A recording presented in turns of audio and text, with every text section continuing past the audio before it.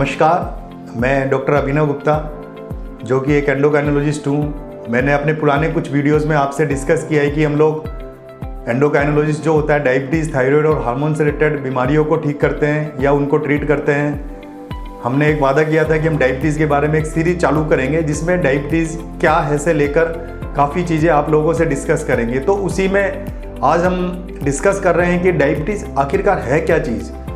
हर किसी के मन में सवाल आता है कि ये डायबिटीज़ हर जगह जहाँ भी जाओ डायबिटीज़ की बात हो रही होती है, हर घर में शुगर हो रही है, क्या चीज़ बेसिकली, कब हमें डायबिटीज़ कहेंगे या किसी भी रीडिंग पर हम इसको डायबिटीज़ कह सकते हैं। तो डायबिटीज़ क्या है? सबसे पहले हमें सभी को पता है कि डायबिटीज़ शरीर में शुगर की मात्रा बढ़ जाने को हम डायबिटीज़ कहते हैं। तो ऐसी कौन सी रीडिंग है जब हम कह देंगे कि ये डायबिटीज़ हो गई है, और ये रीडिंग्स कहाँ से आई, कैसे डिस्कस हुआ कि इसे हम डायबिटीज़ कह देंगे। तो सबसे पहले हम जानते हैं कि शुगर शरीर में किस तरह से होती है। जैसे कोई भी चीज़ हम खाते हैं तो शरीर में ग्लूकोज की मात्रा बढ़ती है।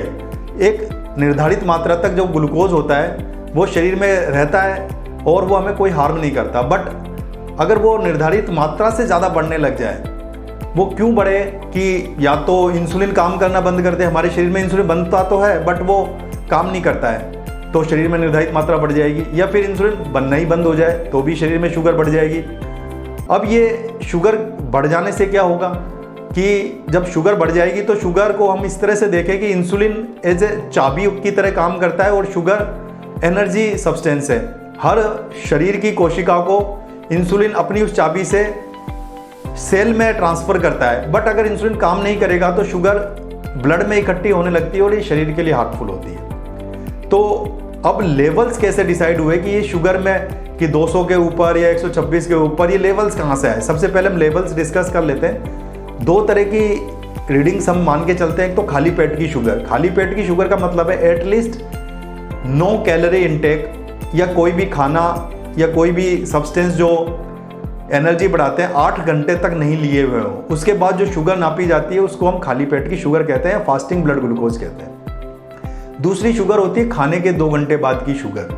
यूजुअली डायग्नोसिस के लिए जब हम टेस्ट करते हैं तो 75 ग्राम ऑफ ग्लूकोज पिला के टेस्ट करते हैं। तो जो खाली पेट की शुगर अगर 126 से ज़्यादा हो जाए और खाने के बाद की शुगर 200 से ज़्यादा हो जाए, और एक 3 मंथ की एवरेज ब्लड शुगर होती है HbA1c, जिनके भी घर में डायबिटीज़ है उन लोगों को इसके टेस्ट के बारे में पता है, अगर वो 6.5 हो जाए तो हम डायबिटीज़ कहते हैं। तो क्या कोई भी सिंगल रीडिंग इस रेंज में आ गई तो हम डायबिटीज़ कह देंगे? नहीं, कोई भी सिंगल रीडिंग पर हम डायबिटीज़ नहीं कहते। एटलीस्ट 2 रीडिंग होनी चाहिए, या तो फास्टिंग ब्लड ग्लूकोज के साथ में HbA1c बढ़ा हुआ हो, या 2 बार फास्टिंग ब्लड ग्लूकोज बढ़ी हुई हो, या फिर पोस्ट मील ग्लूकोज है वो बढ़ी हुई हो।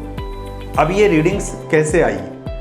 देखा गया कि इस रीडिंग्स के बाद एक ग्राफ बनाया गया कि इस रीडिंग्स के बाद जो भी जिनकी भी शुगर रीडिंग्स इस रीडिंग से ज़्यादा रहती है उनको डायबिटीज़ रिलेटेड कॉम्प्लिकेशंस की संभावना ज़्यादा हो जाती है। और सभी को पता है कि जब शरीर में शुगर की मात्रा होती है तो डायबिटीज़ हमारे शरीर के अंगों पर असर डालती है, जिसमें अंग है कि आंखों पर असर डालती है, पैरालिसिस भी कर सकती है, लकवे की शिकायत जिसे हम कहते हैं, या फिर हार्ट अटैक की रिस्क बढ़ जाती है, न्यूरोपैथी करके पैरों में तलवों में जलन होने लगती है, और किडनी पर असर डालती है। कुल मिला के डायबिटीज़ दीमक की तरह है। तो इसीलिए काफ़ी लंबे समय से कोशिशें की जा रही है कि एक ऐसा लेवल पता हो जाए जिसके ऊपर डायबिटीज़ बढ़ जाने पर रिस्क बढ़ जाती है और हम उसको टारगेट को करके चलें कि इसके नीचे हमें शुगर रखनी है। तो ये तो हुए हमारे डायबिटीज़ के डायग्नोसिस के मार्कर्स। पर हाँ, एक प्री डायबिटीज़ और कंडीशन होती है। ये क्या चीज़ है? यह है कि नहीं डायबिटीज़ और डायबिटीज़ के बीच की चीज़, इसे हम प्री डायबिटीज़ कहते हैं। इसके लिए जो रीडिंग्स डिसाइडेड है वो है खाली पेट की शुगर, फास्टिंग ब्लड ग्लूकोज 100 से 126, और खाने के बाद की शुगर 140 से 200 के बीच में, और 3 मंथ की एवरेज 5.7 टू 6.5 के बीच में। ये रीडिंग्स इसलिए डिसाइड किया कि प्री डायबिटीज़ वो स्टेज है जिसे हम कहें कि या तो अर्ली स्टेज, कैंसर की अर्ली स्टेज इस तरह से होती है, अगर इसी समय पे हम ट्रीटमेंट स्टार्ट करें तो इसको हम इसी समय पे दबा सकते हैं। इसीलिए प्री डायबिटीज़ कंसेप्ट चलन में आया कि प्री डायबिटीज़ में हम पेशेंट को पकड़ सकें और उसी समय पे उसको ट्रीटमेंट स्टार्ट करके या फिर लाइफ स्टाइल मॉडिफिकेशन करके उसको बेटर प्रिवेंशन कर सके कॉम्प्लिकेशन से, डायबिटीज़ से रिलेटेड कॉम्प्लिकेशन से। तो ये सब चीज़ें हैं जो हमें ध्यान रखनी है। इसके बाद भी हम डायबिटीज़ के एक एक बारीकी पॉइंट पे आगे के कुछ वीडियोस में डिस्कस करेंगे इसी के लिए आप हमारे चैनल्स देखते रहिए। Thank you.